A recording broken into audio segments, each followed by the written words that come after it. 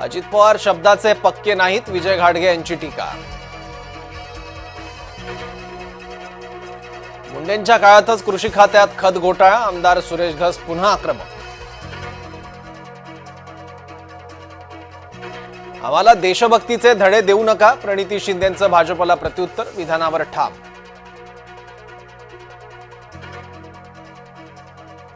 दहशतवादी हल्ल्यानंतरही काँग्रेसकडून पाकिस्तानची पाठराखण, राज्यसभेतील पहिल्याच भाषणात निकमांनी पुरावे मांडले.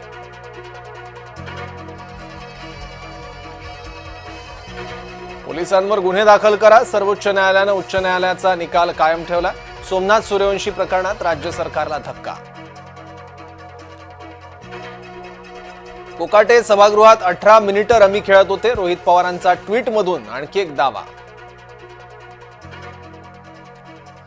भास्कर जाधवांचं गुहागरमधील कार्यकर्त्यांना भावनिक पत्र, एक गेला तर 4 उभे करेन, पत्रात उल्लेख.